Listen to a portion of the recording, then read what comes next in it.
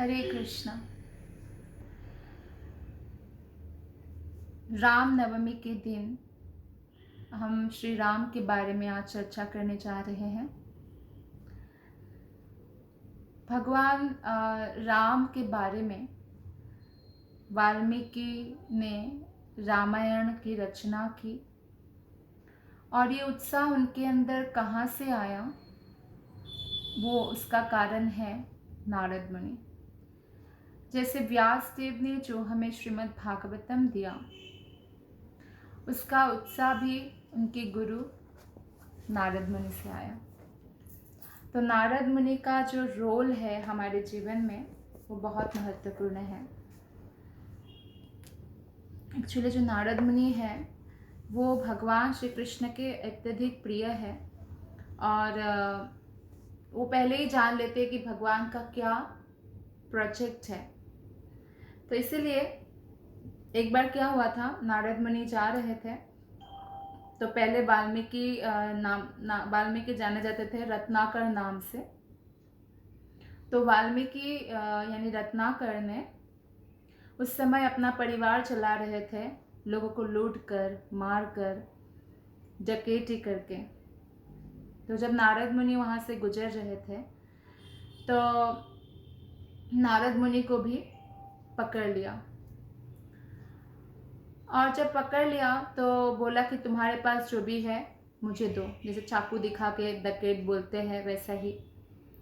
तो जब ऐसा बोला तो नारद मुनि ने कहा, हम तो साधु हैं, हमारे पास कुछ भी नहीं होता है सिवाय हरि नाम के, तो आप हरि नाम ले सकते हो। तो फिर रत्नाकर नहीं माने, बोला दो नहीं तो हम आपको मार डालेंगे। धमकी देते हैं ना डकैत, तो ऐसा ही क्या। तो नारद मुनि ने कहा, सुनो, तुम ये जो लोगों को मार कर लूट कर अपने परिवार का पालन पोषण कर रहे हो, मालूम है तुम्हें अकेले जो है कितना कष्ट भुगतना पड़ेगा नरक में। तुम्हारा परिवार इसमें कोई साथ ही नहीं देगा तुम्हारे पापों को लेने के लिए। तो रत्नाकर बोलते ऐसा नहीं है, मेरे परिवार मेरे साथ है, उनके लिए ही तो मैं दिन रात परिश्रम करता हूँ, उनके सुख के लिए। तो नारद मुनि ने कहा, ठीक है, मैं इधर ही हूँ, आप पूछ के आओ अपने परिवार को। तो रत्नाकर माने नहीं, नारद मुनि कहीं भाग ना जाए। नारद मुनि को बांध कर गए और जब हम अपने परिवार के हर एक सदस्य को पूछा तो सबने मना कर दिया कि हम पाप का भागीदार क्यों बने, ये तो आपका कर्तव्य है, आप कैसे भी कमाओ लेकिन हमें कमाकर आपको खिलाना पड़ेगा। तो फिर रत्नाकर बहुत मायूस होकर नारद जी के पास आए और कहा, आपने जो कहा था वो सत्य है, अब तो मुझे नरक जाना ही पड़ेगा क्योंकि मैंने तो बहुत पाप किया है और मेरे परिवार भी मेरे साथ पाप का हिस्सा बांटने को तैयार नहीं है। अब आपका शरणागत हूँ, आप बताइए कि मैं इन पापों से कैसे मुक्ति प्राप्त करूं। तो नारद मुनि ने कहा कि आप भगवान राम का नाम जप करो, लेकिन अत्यधिक पाप जब हम करते हैं तो भगवान का नाम लेना भी मुश्किल होता है। जैसे बहुत अत्यधिक पाप करने वाला तो पशु योनि में जाता है, तो पशु तो हरि नाम नहीं जप कर सकता, मनुष्य योनि में फिर भी जाप कर सकते हैं। लेकिन रत्नाकर जो था उनके मुंह से राम नहीं आम निकल रहा था।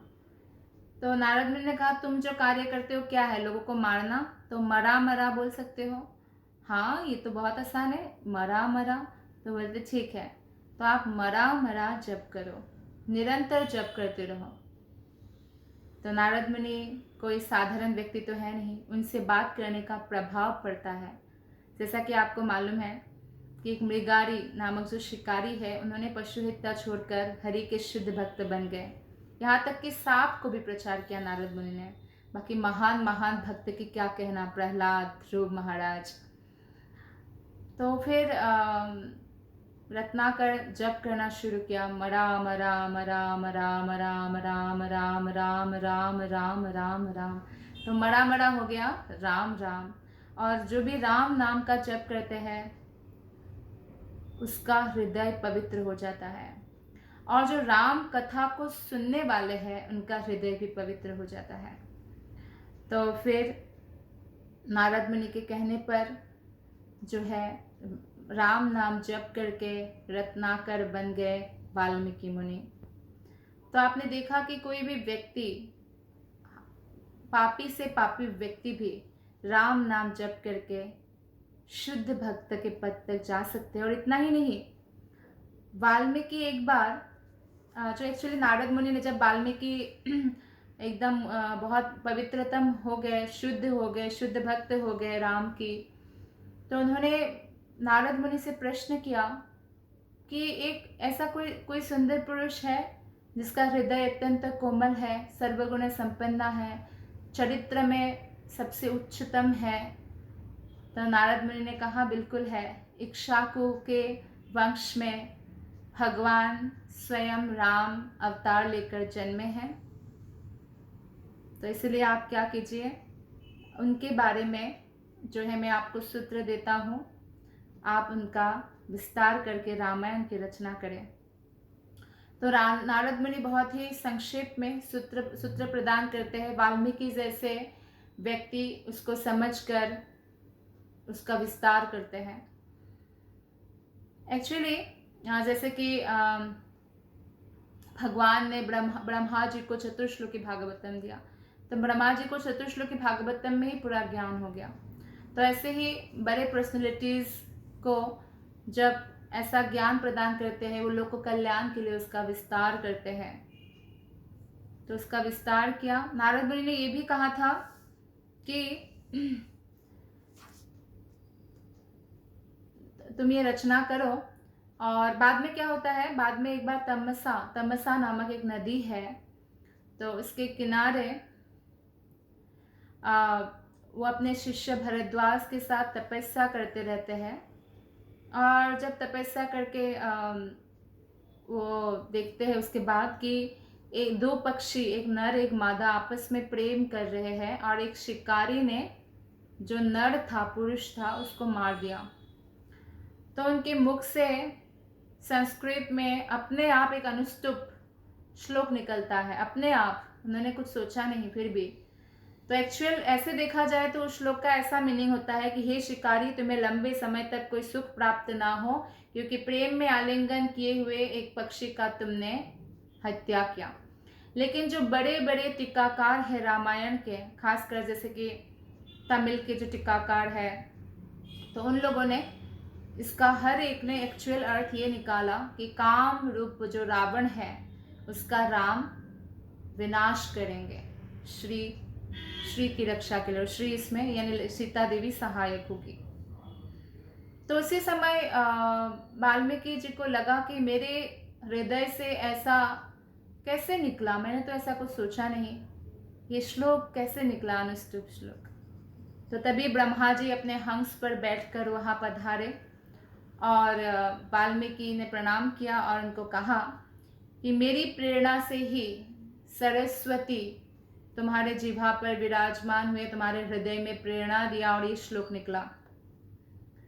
अब तुम राम का गुणगान करो, और जो भी तुम गुणगान करोगे ना, अभी वो हुआ नहीं है, लेकिन सब घटना तुम्हारे हृदय में स्वतः स्फुरित हो जाएगा और वही फ्यूचर में होगा, यानी राम वही करेंगे जो आप लिखोगे, जो आपके हृदय में स्फुरित होगा। देखिए, इस बात से ये स्पष्ट होता है कि भगवान श्री राम के जो शुद्ध भक्त होते हैं, भगवान श्री कृष्ण के जो शुद्ध भक्त होते हैं, वो एक माध्यम बन जाते हैं, भगवान हमारे साथ ही आदान प्रदान करते हैं, यानी उनमें और भगवान में कोई अंतर नहीं रह जाता, वो शुद्ध प्रतिनिधि होते हैं भगवान का। तो इसीलिए जब हम कथा सुनते हैं तो ऐसे परंपरा से सुना हुआ भक्त से सुनना चाहिए, इससे हमारे हृदय में शुद्ध कृष्ण प्रेम का संचारण होगा और हम अति शीघ्र वो परम सिद्धि प्राप्त करेंगे जिसके लिए हजारों हजारों जन्म भी कम पड़ते हैं। तो इसलिए श्रवण सही व्यक्ति से करना अत्यंत आवश्यक है। लेकिन हाँ, ये भी ध्यान रहे कि ये जो हमारा मन है ना, ये बंदर की तरह है। आप देखिए, ये हमेशा एक जगह से दूसरी जगह जंप करता रहता है। जैसे आपने देखा है ना, हाथी का कान कभी रुकता नहीं है, हिलता रहता है। ऐसे मन जो है हमेशा जंपिंग करता रहता है। जहाँ राम की कथा होती है वहाँ हनुमान जी की कथा होती है, क्योंकि जब हम हनुमान की वर्णना करते हैं तो श्री राम प्रसन्न होते हैं, और राम की कथा करते हैं तो हनुमान आके बैठ जाते हैं। भले ही हमारे जो भौतिक चक्षु है उससे हम उनको देख ना पाए, लेकिन वो हमेशा मौजूद होते हैं। तो हनुमान जी तो एक बानर है, लेकिन वो भगवान राम के शुद्धतम भक्त हैं। वो राम दूत है, उनका विशेष गुण है ये। जैसे राजदूत होते हैं ना, जिसके परमिशन से वीज़ा लगने पर हम उनकी कंट्री में प्रवेश कर सकते हैं, इसी प्रकार रामदूत हनुमान है, जिसकी कृपा से हम राम जी के पास जा सकते हैं, राम जी की अयोध्या में प्रवेश पा सकते हैं। और ये अयोध्या केवल हमारे पृथ्वीलोक में जो अयोध्या है वही आध्यात्मिक लोक की अयोध्या से ही आया है, तो कोई अंतर नहीं है दोनों में। तो आध्यात्मिक लोक में भी अयोध्या है, और वहाँ राम का राज्य है। वहाँ राम का वनवास नहीं होता। वो राजा दशरथ, माता कौशल्या की और सुमित्रा और उनके भाइयों के साथ वहाँ राज्य करते हैं। तो हनुमान जी की बात हो रही थी।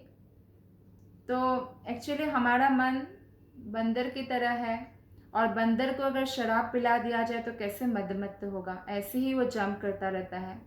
तो इस प्रकार मन ने अगर अहंकार का शराब पी लिया है तो फिर क्या हालत होगी। और उस हालत में बंदर की पूंछ में अगर बिच्छू ने काट लिया तो बंदर क्या करेगा। और अगर हमारे भी मन बंदर है, अहंकार नामक शराब पी लिया और पूंछ ने काट लिया ईर्ष्या नामक बिच्छू ने, तो हमारी ऐसी दशा हो जाती है कलयुग के प्राणियों की। तो इसलिए ईर्ष्या और अहंकार से हमेशा बचना चाहिए, क्योंकि हम कितना ही भक्ति करें, ईर्ष्या और अहंकार दुर्गंध की तरह है। जैसे कोई बदबूदार जगह है तो हमारे अंदर वो बदबू आने नहीं देना चाहिए।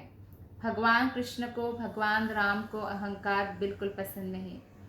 एक बार द्वारका में भगवान श्री कृष्ण ने जब देखा कि सत्यभामा के अंदर अहंकार आ चुका है, कि भगवान मेरी मुट्ठी में है और समस्त रानियों में मैं सबसे सुंदर हूँ, सुदर्शन चक्र को भी अहंकार आ चुका था कि मेरे को कोई भेद नहीं सकता है, हालांकि वो कृष्ण की कृपा के कारण है। गरुड़ को अहंकार आ चुका था कि मेरे गति से तीव्र गति किसी की नहीं हो सकती है। तो इन तीनों भक्त का, जो तीनों ही कृष्ण के बहुत प्रिय है, तीनों का अहंकार एक ही साथ तोड़ने के लिए कृष्ण ने तय किया। तो उन्होंने गरुड़ को भेजा और बोला कि किम पुरुष लोक यानी किम पुरुष वर्ष में जाओ और वहां पे जाकर हनुमान को कहो कि मैंने बुलाया है। एक्चुअली जैसे कि हमारा जो ये पृथ्वी लोक है इसको बोलते हैं भारतवर्ष, और हम जहाँ रहते हैं ये भारत खंड है। तो इसलिए पहले के जो भी सम्राट भारत से होता, भारत खंड से होते थे, पूरे पृथ्वी पर राज करते थे।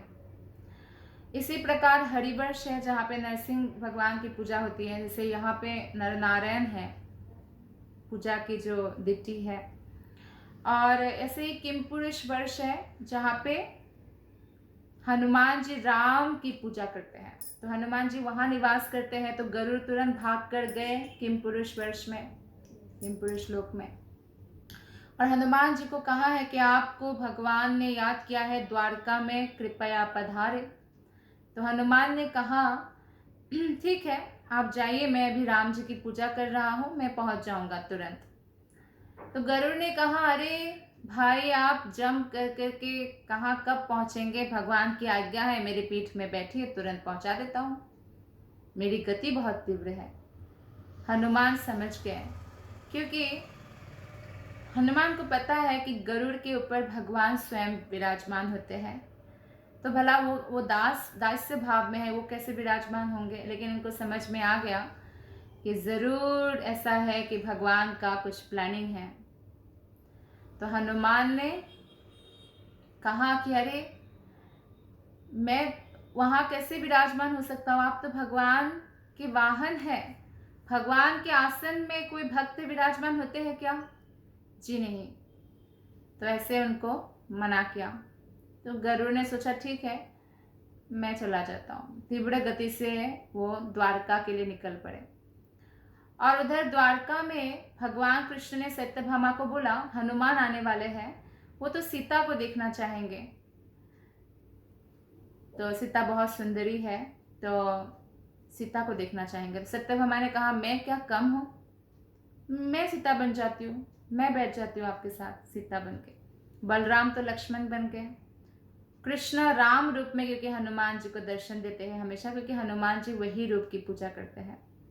तो भगवान श्री कृष्ण राम रूप में आए और सुदर्शन को बोला, देखो सुदर्शन, अंदर किसी को आने मत देना, ऐसे बोला। तो हनुमान जब पहुंचे तो देखा सुदर्शन पहरा दे रहे हैं। हनुमान कह रहे हैं कि मुझे अंदर जाने दीजिए, मुझे राम जी ने बुलाया है। सुदर्शन बोलते, वही भगवान ने मुझे कहा है किसी को अंदर नहीं जाने दो, मैं तो अंदर नहीं जाने दूंगा। तो हनुमान ने सुदर्शन को दांत तले दबा लिया। सुदर्शन का अहंकार टूट गया, वो अपने आप को बहुत पावरफुल सोच रहे थे। तो जब अंदर गए तो उन्होंने सुदर्शन को निकाला, भगवान को प्रणाम किया।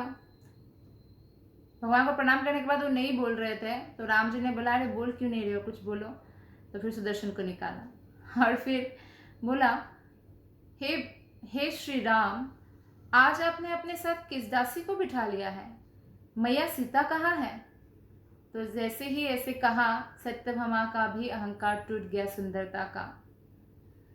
और उसके बाद गरुड़ पहुंचे तो देखा, अरे हनुमान तो पहले से ही पहुंचे हुए। तो गरुड़ का अहंकार टूट गया कि मैं सबसे तीव्र नहीं, हनुमान तीव्र है। हनुमान मारुति तुल्य वेग है, वायु जैसी वेग, वो वायु पुत्र है, मन जैसी गति है। लेकिन उनका मन पर वो जितेंद्रिय है, पूरा पूरा कंट्रोल है। तो इस प्रकार जो है हनुमान जो है भगवान के बहुत प्रिय है, राम जी के। और हनुमान भी समझ जाते हैं भगवान राम क्या करना चाहते हैं। तो राम जी का जब जन्म दशरथ महाराज का कोई पुत्र ना था, तो इसलिए एक यज्ञ किया गया और यज्ञ पुरुष एक कलश में खीर लेकर, पायसम लेकर प्रकट हुए। और वो कलश जो है बहुत लंबा था, इतना लंबा जैसे मान लीजिए 50 लीटर खीर हो। तो जब ये प्रश्न पूछा कि इतना लंबा कलश है, तो यज्ञ पुरुष ने कहा कि भगवान स्वयं इसमें है, तो इससे कम नहीं हो सकता। तो श्रृंगी ऋषि भी वहाँ थे। श्रृंगी ऋषि ने कहा कि भगवान अगर सबसे विशाल से विशाल है, तो सबसे क्षुद्र से क्षुद्र भी तो बन सकते हैं, वो इतने पावरफुल है। तो श्रृंगी ऋषि के हाथ में कलश आते ही वो छोटा बन गया। और सबसे पहले दशरथ ने उसका 2 भाग करके एक भाग कौशल्या को दिया, कौशल्या ने खीर खाई। उसके बाद दूसरे भाग में से और 2 भाग करके एक भाग कैकेयी को दिया।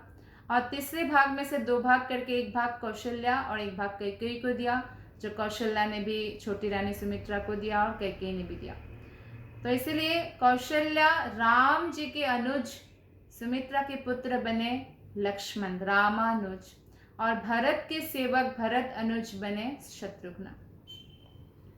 तो इस प्रकार चारों भाई का आविर्भाव हुआ। और फिर जो है हम देखते हैं रामायण का जब आगे बढ़ते हैं कि राम जी का शिक्षा दीक्षा के लिए वो जाते हैं वशिष्ठ मुनि के गुरुकुल में। और पहले के राजा लोग और रानी लोग जो होते हैं, हम देख सकते हैं कि उनका कितना बड़ा ये बलिदान है कि गुरुकुल भेजना, और बहुत लंबे समय तक जो है मिलने को भी नहीं मिलता था। और फिर बड़े होके बच्चा 20 साल बाद सब एजुकेशन लेके वापस आते हैं, जैसे तो 15-20 साल बाद। तो उसके बाद फिर उनको विश्वामित्र जी ले जाते हैं। हालांकि विश्वामित्र सारे असुरों का जो भी यज्ञ में बाधा डालते हैं खुद ही वध कर सकते थे, लेकिन फिर भी वो राम जी के जो है योजना है वो जानते हैं और राम जी को बहुत अस्त्र शस्त्र प्रदान करते हैं। राम जी के हाथों ताड़का का भी वध होता है। उसके बाद जब राम जी वापस आते हैं और राम के अभिषेकम राज्य अभिषेक की घोषणा होती है, उस समय भरत की माता कैकेयी ने दो प्रस्ताव, जो पहले दो वर पेंडिंग था, वो दो वर मांग लेते हैं दशरथ को और बोलते हैं भरत का राज्य अभिषेक होना चाहिए, राम जी 14 साल के लिए वन में जाए, क्योंकि उनको डर था कि प्रजा भरत को स्वीकार नहीं करेंगे। नहीं तो राम जी जो है हंसते हंसते वन चले जाते हैं, लक्ष्मण भी जाते हैं और सीता देवी भी जाती है। और ये नहीं कि जो राज्य के जो ड्रेस है ऐसा नहीं, वन का ड्रेस पहनकर, कई का ये डिमांड था कि कोई नहीं जाएगा इनके साथ और पेड़ का जो है छाल पहनकर जाएंगे। और जब सीता देवी पहनने लगते हैं तो सबके आंखों में आंसू आ जाते। सीता को आदत नहीं है ना कि पेड़ का छाल कैसे पहना जाए, तो फिर सब उनको कोसते भी है कई को, कम से सीता को तो साड़ी पहन के जाने दो। और इस प्रकार सब लोग बहुत दुखित हैं, फिर वन जाते हैं। लेकिन भगवान राम का वन जाना राम जी की ही इच्छा के अंतर्गत था और उसमें कई ने उनको सहायता की और सब बदनाम अपने ऊपर ले लिया, क्योंकि अगर राम जी वनवास नहीं जाते तो सीता देवी का हरण नहीं होता, अपहरण, और रावण का वध नहीं होता। उस समय रावण, जो कि रावण और कुंभकर्ण जो जय विजय का ही वो लोग वो थे, जन्म थे पुनः, जैसे जय विजय को श्राप मिला था 4 कुमार से, तो बहुत हाहाकार मचा कर रखा था। रावण से तो देवतागण भी डरते थे और कुंभकर्ण तो 6-6 महीने में जगते थे, लेकिन एक साथ बहुत कुछ अप्सरा तक सब बहुत खा जाते थे और बहुत हाहाकार मचाते थे। तो इन दोनों भाइयों का भगवान के हाथों मृत्यु होना लिखा था। और उसमें जब सीता देवी को एक्चुअल सीता देवी को नहीं ले जा पाते हैं, क्योंकि एक्चुअल सीता देवी अग्नि देवता के घर जाते हैं। अग्नि देवता, तो उनके अग्नि देवता उनकी पत्नी स्वाहा को बुलाते हैं और स्वाहा की गोद में सीता देवी को लेकर चले जाते हैं। और ये जो जाति है वो वेदवती जाति है, जो बृहस्पति की पुत्री है, जो भगवान राम को एक्चुअली पति रूप में पाना चाहती थी। और रावण ने उसी समय उन पर आक्रमण किया था। आक्रमण मतलब क्या होता है कि रावण तो सुंदरी स्त्री को देखकर हमेशा कामातुरा हो जाते हैं, तो इस प्रकार उनका बाल पकड़ लिया था, उन्होंने मना किया था। तो उन्होंने अपने तपस्या से अपने हाथ को एक तलवार बनाकर बाल काट के अपना आत्मदाह कर दिया था और बोला था कि मेरा जन्म होगा तो तेरे मृत्यु के लिए। तो ऐसा ही हुआ कि वो जब जन्म हुई तो वो एक लोटस से जन्म हुई और रावण ने वो सब देखा, तो रावण उस पुत्री को लेकर भी जाते हैं अपने साथ। फिर मंत्री लोग बोलते हैं ये आपकी मृत्यु का कारण बनेगी, तो इसको समुद्र में फेंक देते हैं। फिर समुद्र से वो जाकर जनक के जमीन पर मिलती है और इस प्रकार स्टोरीज है। तो वो एक्चुअली सीता की जो छाया रूप है, वेदवती एक्चुअली, जो एक्चुअल सीता नहीं थी, वो जाती है रावण के वहाँ और इस तरह उनको भी भगवान राम की कृपा प्राप्त होता है, जो उनकी चाह थी कि राम जी की पत्नी बने, क्योंकि राम जी एक पत्नी व्रता है, वो दूसरी पत्नी ग्रहण नहीं कर सकते। इसलिए बाद में जब वापस आते हैं तो अग्नि परीक्षा जो हुई थी वो भी प्लानिंग के दौरान था, क्योंकि अग्नि परीक्षा के तहत ही असली सीता अग्निदेव वापस करते हैं ना, छाया सीता नहीं रहती, फिर असली सीता आती है। तो क्योंकि असली सीता को तो रावण स्पर्श ही नहीं कर सकते। तो जो भी हो, तो सीता माता को रावण लेकर चले जाते हैं, अशोक वाटिका में रखते हैं और बहुत सारे धमकियाँ देते हैं उनको। उनको फिर लास्ट में उनको धमकियाँ दे कि बस 2 महीना और जीवन है, नहीं तो या तो मेरे को एक्सेप्ट करना या तुम्हारी मृत्यु होगी। और राक्षसियाँ भी उनको कन्विंस करने के लिए बहुत डराती है और सीता बार बार विलाप करती है राम का नाम लेकर, पर वो कभी भी सरेंडर नहीं करती रावण के सामने। तो सीता बहुत ही पतिव्रता और सबसे सती, सबसे साध्वी स्त्री है। और जो भी स्त्री सीता माता के नाम स्मरण करती है, सीता माता का स्मरण करती है, उनका सतीत्व की हमेशा रक्षा होती है।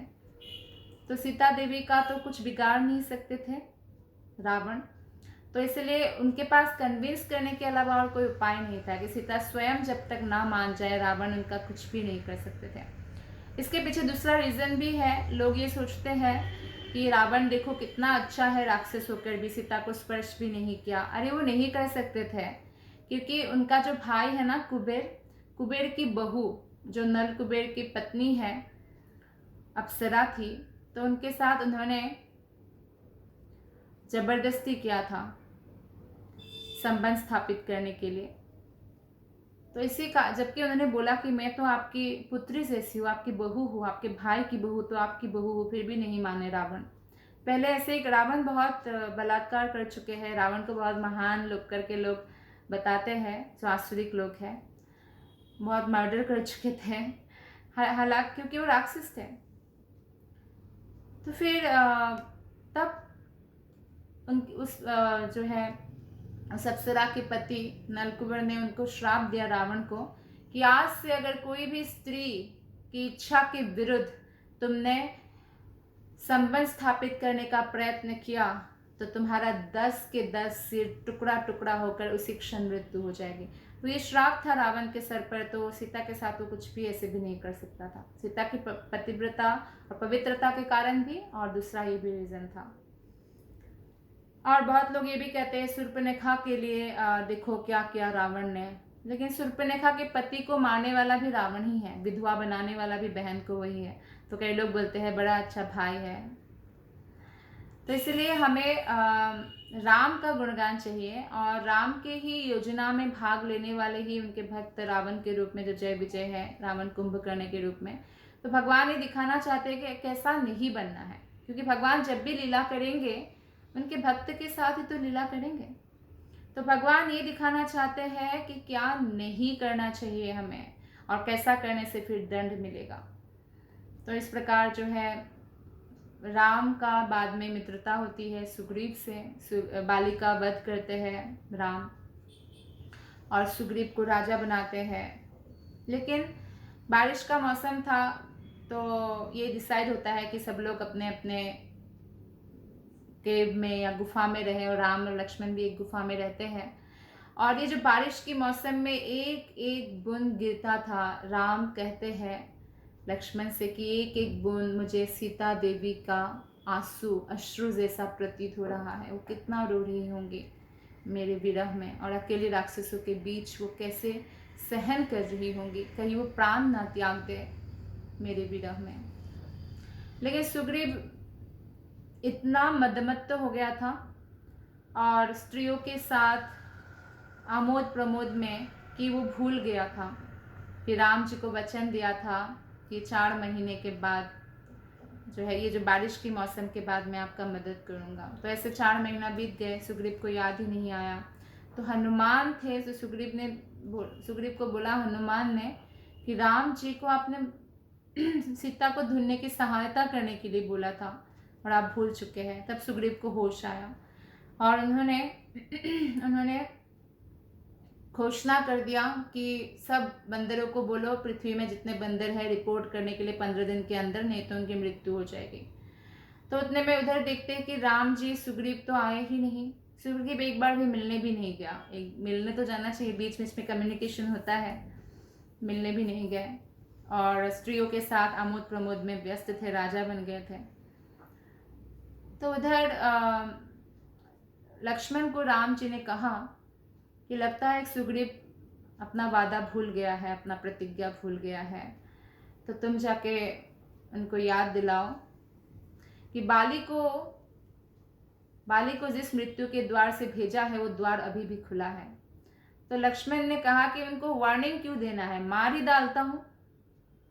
लक्ष्मण को बहुत गुस्सा आता है जब राम जी की सेवा में बाधा होती है।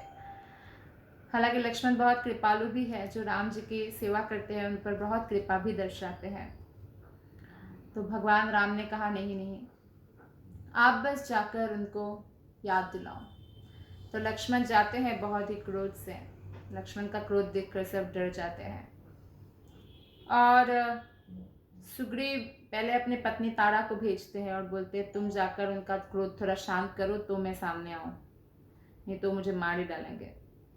तो तारा कहती है कि बड़े बड़े ऋषि मुनि भी स्त्रियों के साथ, स्त्रियों के कबल में पड़कर भूल जाते हैं कि उनका लक्ष्य क्या है। तो ये तो एक बानर है और अब उनको याद आ गया है, कृपया माफ़ कर दीजिए।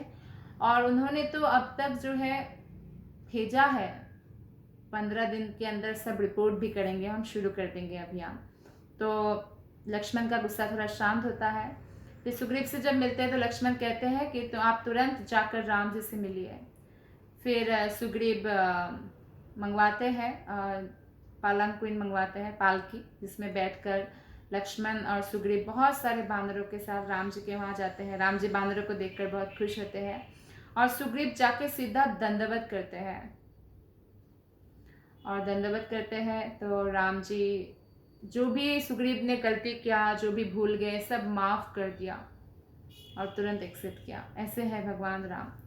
और जब युद्ध ठीक होने से पहले जब विभीषण अपने मंत्रियों के साथ आए थे तो भी राम जी ने स्वीकार किया था। तो राम जी बहुत शरणागत वत्सल है। तो जो भी भगवान के राम नाम का शरणागत होते हैं, हरे कृष्णा कृष्ण कृष्ण हरे हरे, हरे राम राम राम हरे हरे, तुरंत उनको स्वीकार करते हैं। भले ही वो पापी से पापी व्यक्ति हो, भले ही कोई आसुरिक हो, कोई भी हो, और उनका शुद्धिकरण शुरू हो जाता है। फिर इतना शुद्ध हो जाते हैं कि भगवान के धाम को प्राप्त करते हैं। खैर, राम जी की कथा कहकर कोई भी समाप्त नहीं कर सकते उनके गुणगान गाकर, लेकिन फिर भी हमने थोड़ा प्रयास किया और राम जी जो है सीता देवी को लेकर फिर पहुंचते भी हैं। और बीच में ऐसा भी होता है कि जब विभीषण का राज्य अभिषेक, राज्य प्राप्त करने से पहले ही राम जी कर देते हैं। तो बाकी लोग पूछते हैं कि आपने क्या किया, क्योंकि अगर कल रावण शरणागत होने आएंगे फिर आप उनको क्या देंगे, क्योंकि आपने तो ऑलरेडी लंका का राजा विभीषण को घोषित कर दिया। तो राम जी कहते हैं, इतना शरणागत वत्सल है, बोलते रावण को मैं अयोध्या दूंगा। बोलते क्या, फिर भरत को क्या दोगे? बोलते भरत को मैं वैकुंठ दूंगा। इतने शरणागत वत्सल है भगवान।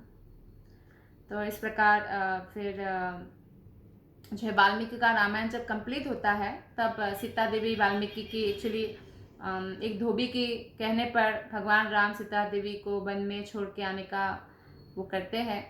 और ये सब भी एक्चुअली प्लानिंग ही था भगवान का, क्योंकि भगवान के साथ मिलन में जितना आनंद है, विरह में उससे कोई कई गुना ज़्यादा आनंद है। आध्यात्मिक जगत में भगवान के साथ मिलन से अधिक आनंद विरह में है। इसलिए गोपियों का विरह आनंद एक अगर पर्वत है, उस पर्वत का जो शिखर है वो है विरह का आनंद, मिलन से आनंद से भी ज़्यादा, क्योंकि विरह में एक क्षण के लिए कृष्ण नहीं भूलते, राम का नाम नहीं भूल सकते।